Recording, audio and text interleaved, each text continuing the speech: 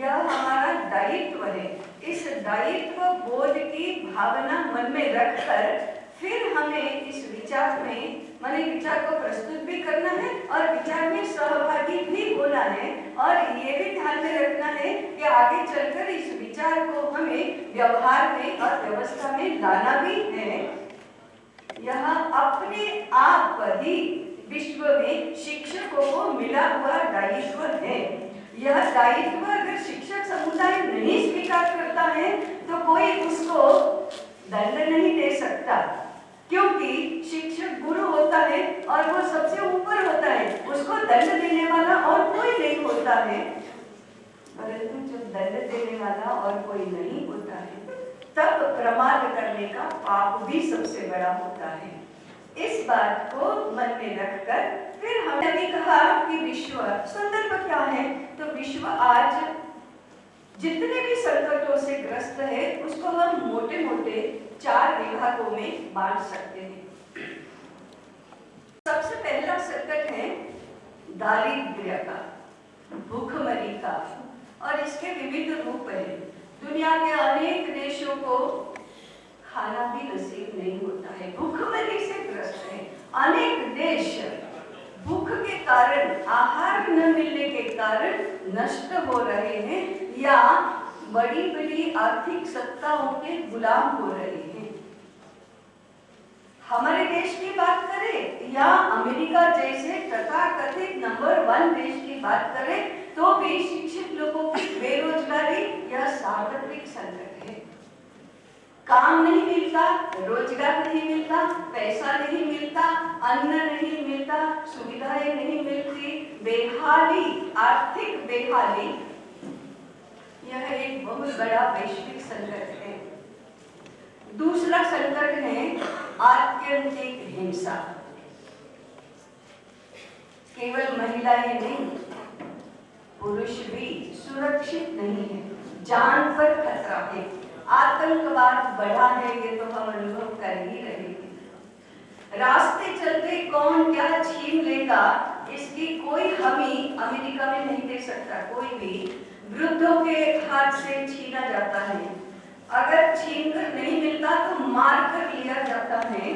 ऐसी असुरक्षा माने जीवन ही संकट में पड़ गया है। किसी भी दूसरे के साथ आत्मीयता से संबंध जोड़ना हर किसी के लिए असंभव हो रहा है।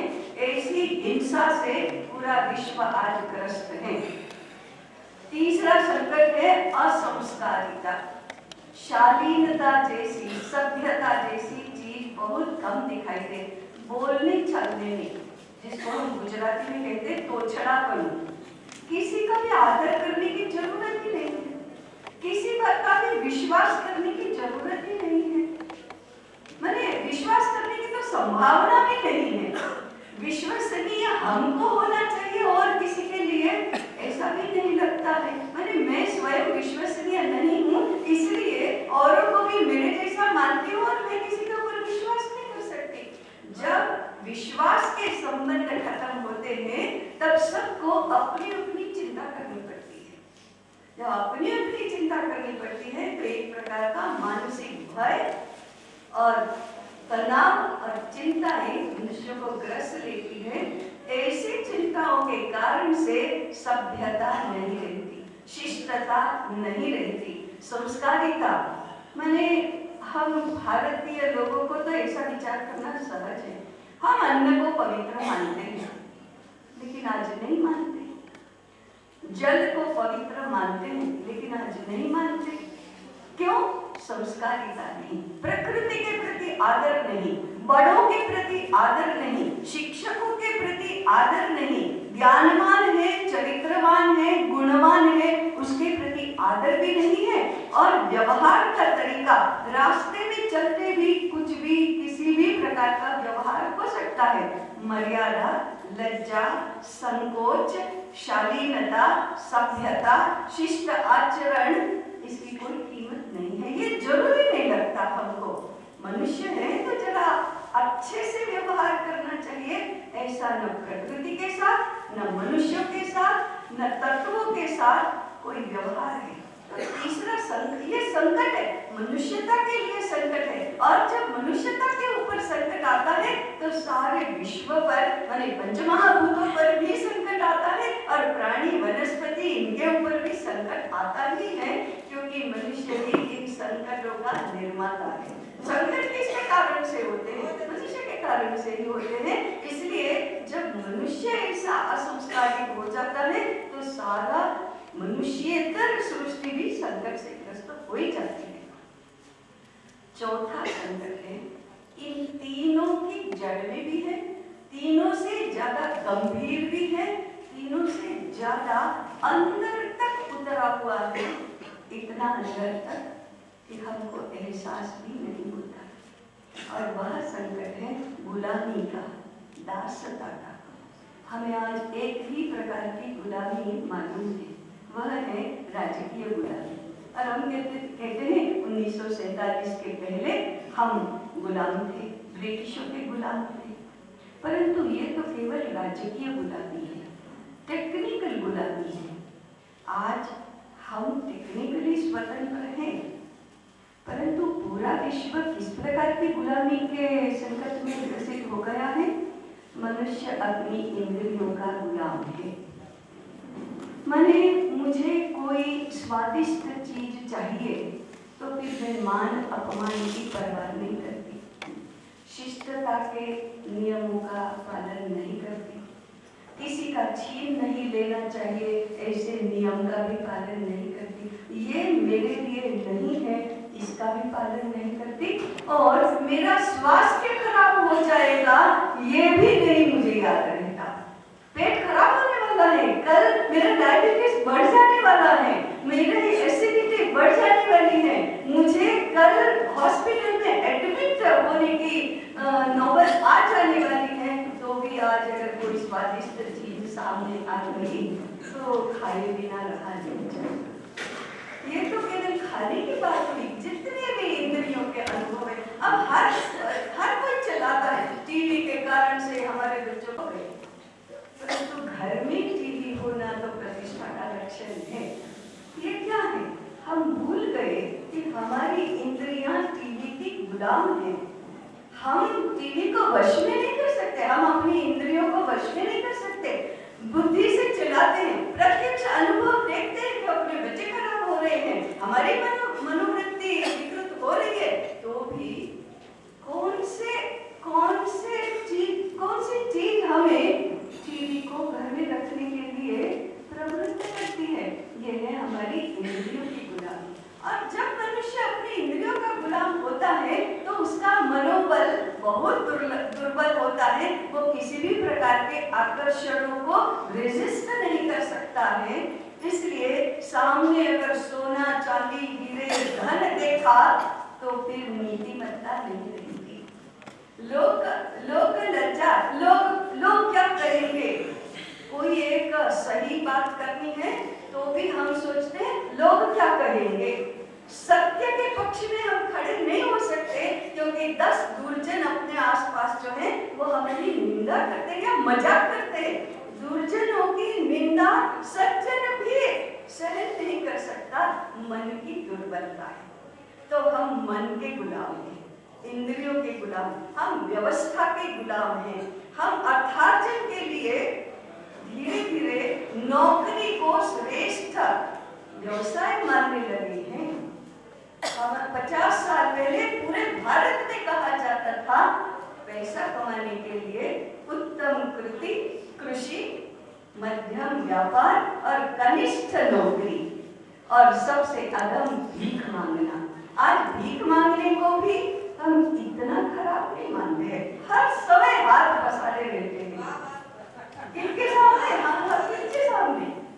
तो जो धनवान है उनके सामने, जिनके पास कुछ है उनके सामने, सरकार के सामने, संचालक मंडल के सामने हाथ पसारे रहते हैं। कुछ नहीं तो छात्रों के सामने ट्यूशन में आओ करते ही रहते हैं।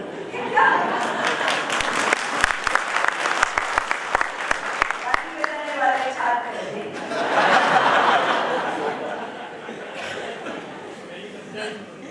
छात्र भी यही करते हैं और इससे भी गए होते, कुछ भी कर सकते हैं, लेकिन हम इसको बोलने से कृति सही नहीं हो जाती, लेकिन हम ऐसा ही बोलते हैं। फिर नौकरी तो सर्वश्रेष्ठ है। हम गांवों गांवों तक ये दूषण फैला हुआ देखते हैं कि एक किसान के बेटे को भी उसके पास 50 एकड़ भूमि की खेती है तो भी वह जब तक कॉलेज में पढ़कर 500 रुपये या 5000 रुपये की नौकरी नहीं करता तब तक उसको लड़की नहीं मिलती। ये क्या है?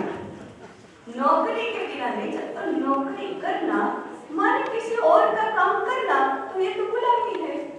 और इस गुलामी के कारण से, इस गुलामी के मनोवृत्ति से ग्रस्त होकर हम विद्या को, अन्न को, जल को, संस्कार को, धर्म को, ऐसे जीवन को उन्नत बनाने वाली सभी बातों को पैसे के बदले में लेने देने वाली चीजें बना ली है और बाजार में खड़ा कर दिया।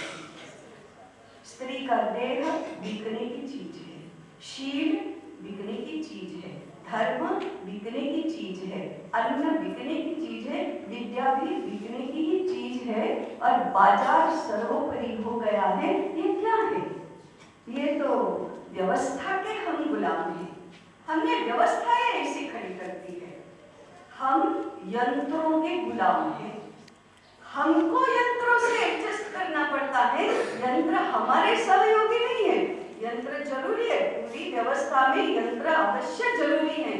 मनुष्य का श्रम, कष्ट ये सब कम करने के लिए, सुविधाएं प्राप्त करने के लिए यंत्र जरूरी है। परंतु यंत्र जब हमारे सहयोगी हैं, यंत्र जब हमारे कहे अनुसार करते हैं, यंत्र जब हमसे नीचे हैं, हमारे अधीन होते हैं, तब तो यंत्र सहयोगी है, आवश्यक है, उपयोगी है और लाभकारी भी है। परंतु यंत्र जब हमारे पर हावी हो जाते हैं, तब हम यंत्रों के भी गुलाम बनते हैं। और हम आर्थिक क्षेत्र में देखते हैं कि यंत्रों से चलित कारखाने जितने बढ़ते जा रहे हैं, उतने ही छोटे छोटे लोगों की रोजी ही छीन रही है।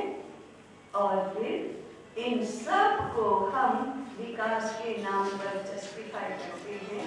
होलिस्टिक लिविंग का इसके साथ विपरीत संबंध है। ये तो सारा इस दिशा में जा रहा है, होलिस्टिक लिविंग इस दिशा में जा रहा है। इन संकटों के कारण से हम आज इतने त्रस्त हो गए हैं कि आप कोई कुछ मार्ग ढूंढो और इस मार्ग ढूंढो की चिंता में से हम होलिस्टिक लिविंग का कुछ विचार करो, नहीं तो मर जाएंगे, नहीं तो जिंदा ही नहीं रहेंगे। तो जैसे मरणासन्न व्यक्ति, गंभीर बीमारी में से ग्रस्त हुआ व्यक्ति घांगोबनी ने, जिसको हम कहते हैं, हॉस्पिटल में जाता है, वैसे हम इन विषयों की तरफ आते हैं। वास्तव में ये स्वस्थ चित्त से, आनंद से और आराम से चिंतन करने के विषय हैं सारे। एकदम जैसे हम नहीं किया चिंतन और नहीं कुछ रास्ता निकाला तो कल ही हम तो फैटल केस हो जाएगा, ऐसी मनस्थिति में बहुत ज्यादा चिंतन इसका हो भी नहीं सकता। इसलिए मेरा निवेदन है कि थोड़ा दूर का सोचकर, थोड़ा व्यापक सोचकर, थोड़ा केवल फर्स्ट पर्सन सिंगुलर की दृष्टि से नहीं, परंतु सबकी दृष्टि से सोचकर इस विषय पर विचार करना चाहिए। इतना भी